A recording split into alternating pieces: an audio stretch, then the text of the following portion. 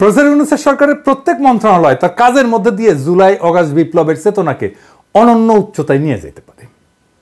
প্রত্যেকটা মন্ত্রণালয় না মূর্তি বানায় না, টাকা খরচা করে দিবস পালন করে না, বরং ওই মন্ত্রণালয়ের একটা গভীর এবং জটিল সমস্যাকে সৃজনশীলভাবে সমাধানের মাধ্যমে। শুধু তাই না, বিপ্লবের এই বার্তাকে সারা দুনিয়া পৌঁছায় দেওয়া যায়। এমনকি আমরা দুনিয়ার একটা সমস্যা পুরোপুরি সমাধান করে দিতে পারি, জ্বলন্ত সমস্যাকে একেবারে সমাধান করে দিতে পারবো এক কর্মসূচিতে, অনেক সমাধান। এখন আমার ক্ষুদ্র ভ্রাতা আর ভগিনীরা কবে দাদার মাথা মুথা খারাপ হয়ে গেছে, বাংলাদেশ থেকে দুনিয়ার সমস্যার সমাধান হবে, একটা সমস্যা পুরোপুরি সমাধান, এটা কি ছেলে খেলা বললেই এলো? তাহলে আসেন দেখি। আমি আজকে দেখামু একটা পরিকল্পনা স্বাস্থ্য মন্ত্রণালয় নিয়ে। যথেষ্ট সময় আছে পরিকল্পনা বাস্তবায়ন করার জন্য, আমাদের টাকাও খরচা হবে না, বরং আমরা টাকা পাবো। শুধু টাকা পাওয়া না, আমরা সারা দুনিয়া একটা পজিটিভ ব্র্যান্ডিং করতে পারবো বাংলাদেশের এবং বিপ্লবের। কিভাবে আসেন সেটা দেখি। বিশ্ব স্বাস্থ্য সংস্থা বলে আমাদের সারা বছর 8 লক্ষ ইউনিট রক্তের দরকার হয়, এবং তারা বলে যে গুড প্র্যাকটিস হচ্ছে যে 70% রক্ত যেটা দরকার সেটা আত্মীয় স্বজনদের মধ্যে থেকে নেওয়াটা ভালো, এটা পরামর্শ দেয় বিশ্ব স্বাস্থ্য সংস্থাই। আর বাকিটা ভলান্টারি ব্লাড ডোনেশন থেকে সংগ্রহ করা হয় সারা দুনিয়াতেই। তার মানে 2.5 থেকে 3 লাখ ইউনিট ভলান্টারি ডোনেশন থেকে জোগাড় করতে হয় বাংলাদেশে। মেডিকেল ছাত্রদের সংগঠন আছে সন্ধানী, এই কাজটা করে। আবার বিশ্ব স্বাস্থ্য সংস্থায় বাংলাদেশ প্রসঙ্গে জানাচ্ছে যে একটা সুসংগঠিত রক্ত সঞ্চালন ব্যবস্থা বাংলাদেশে তৈরি হয় নাই। এটা আমার কথা না, বিশ্ব স্বাস্থ্য সংস্থার কথা। তাইলে আমরা একটা জাতীয় সমস্যার কথা জানলাম, এইটার সমাধান কিভাবে বিপ্লবের সাথে মিলায় আমরা করতে পারি। আমাদের কপাল ভালো, আমাদের রক্তের যা দরকার তা আমরা পাই, দেশের মধ্যে থেকেই পাই, আমাদের আমদানি টামদানি করতে হয় না। কিন্তু দুনিয়ার কি অবস্থা? সারা দুনিয়ায় রক্তের চাহিদা 30 কোটি ইউনিটের একটু বেশি, সাপ্লাই কত? 27 কোটি ইউনিট।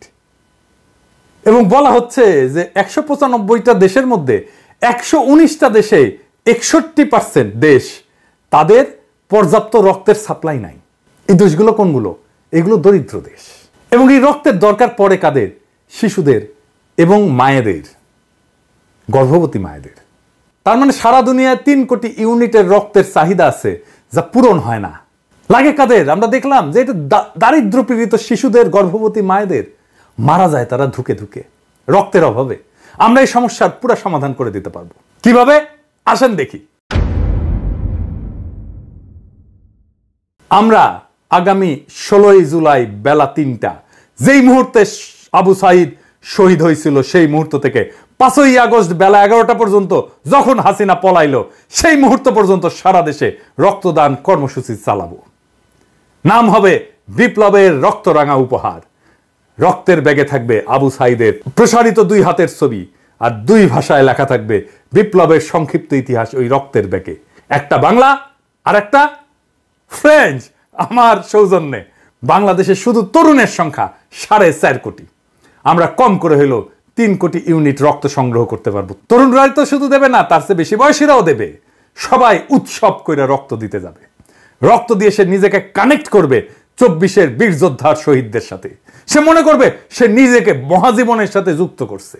সেই মহাজীবন, যে মহাজীবন আমাদেরকে মুক্তি দিছে, যে মহাজীবন বিপ্লবের মাঠে, বিপ্লবের রাজপথে বীরের মতো লড়াই করছে, জীবন দিছে, আহত হয়েছে।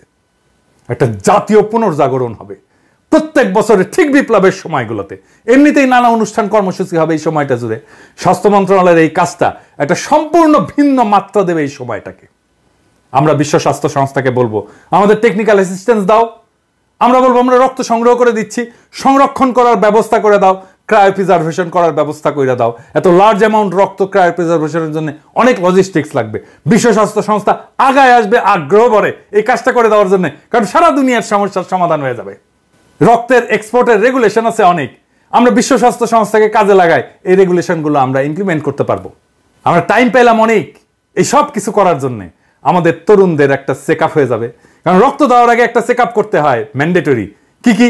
HIV, সিফিলিস, হেপাটাইটিস সি আর বি এর টেস্ট হবে। বিশাল একটা স্ক্রিনিং হয়ে যাবে সবার মুফতে।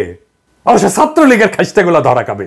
ডাক্তার এসে কবে এই এদিক আসো, সে কবে কি হয়েছে ডাক্তার সাহেব, কবে তোমার তো সিফিলিস, তুমি ছাত্রলীগ করো। হ্যাঁ ভাইরা, দেখেন সারা দুনিয়ায় কি রকম পজিটিভ ইম্প্যাক্ট পড়বে।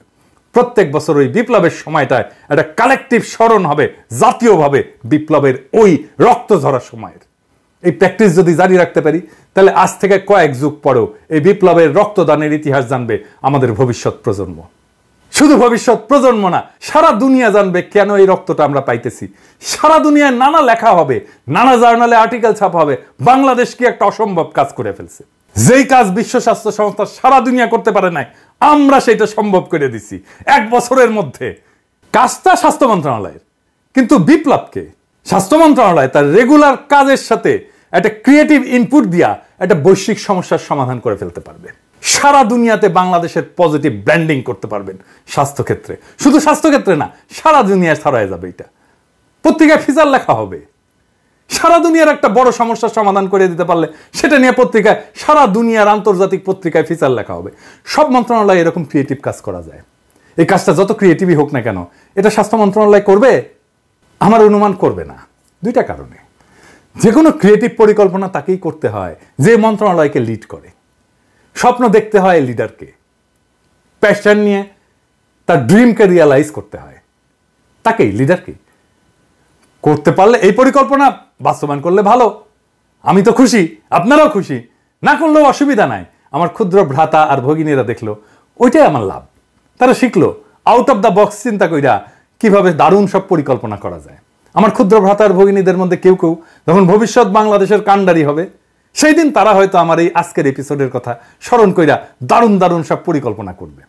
সেই দিন হয়তো আমি থাকবো না, কিন্তু ওই পরিকল্পনার মধ্যেই থাকবে আমার আজকের চিন্তা। ওইটাই আমার অমরত্ব, ওইটাই আমার কালেকটিভ মেমোরিতে বেঁচে থাকা।